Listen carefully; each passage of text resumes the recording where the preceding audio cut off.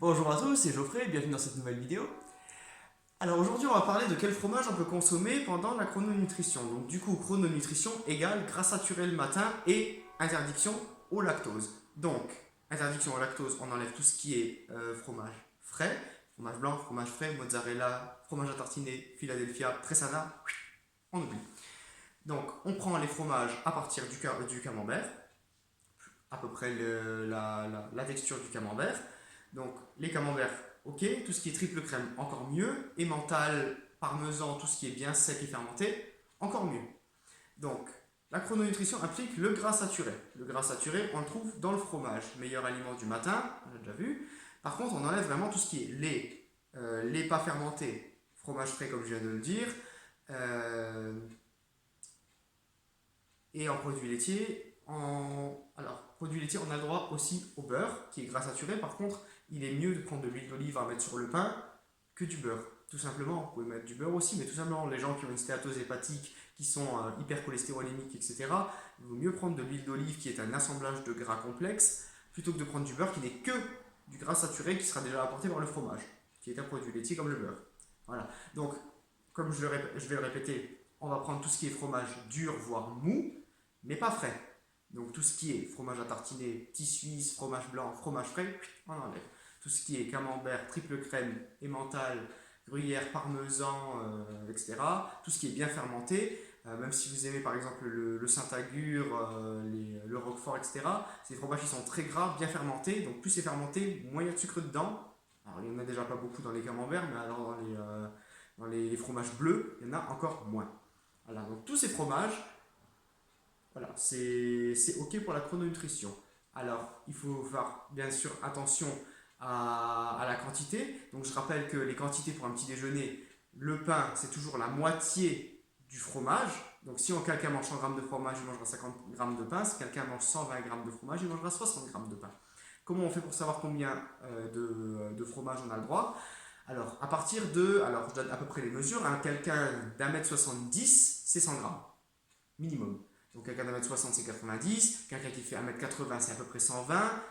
C'est dans les eaux-là. C'est pas 50 grammes, c'est pas 300 non plus.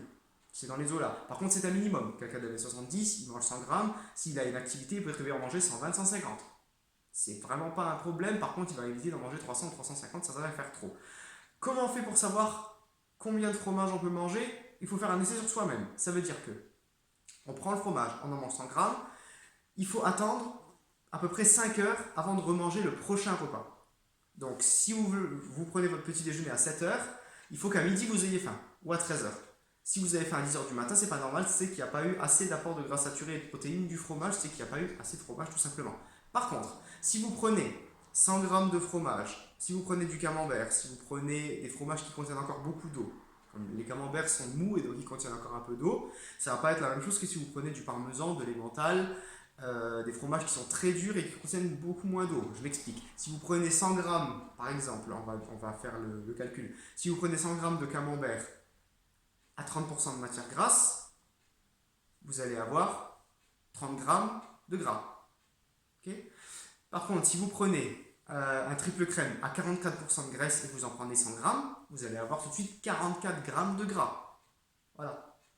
Donc en fait, si vous prenez, vous avez l'habitude de manger 100 grammes d'un fromage et que d'un coup vous mangez 100 grammes d'un autre et ça va plus, soit vous tenez plus longtemps, soit vous tenez moins longtemps, c'est tout simplement parce que la concentration en eau est plus ou moins importante et du coup les apports vont changer.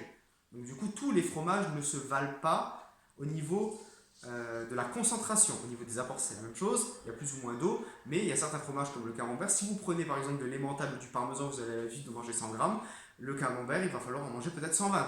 Tout dépend de votre métabolisme, tout dépend de comment vous allez le gérer. Voilà, c'était une courte vidéo pour vous expliquer brièvement les fromages à manger. Ne pas faire l'erreur avec les fromages frais et le lactose. Plutôt prendre des fromages, pas plutôt, mais surtout prendre des fromages à haute teneur en matière grasse, le moins d'eau possible. Donc, vous prenez votre quantité de fromage, vous divisez par deux, ça vous donne le grammage de pain que vous avez le droit avec votre fromage. Vous mettez par-dessus du beurre ou de l'huile d'olive. Mieux l'huile d'olive, c'est un mélange de gras complexe. Et vous avez un petit déjeuner parfait. J'espère que la vidéo vous a plu et j'ai été assez clair.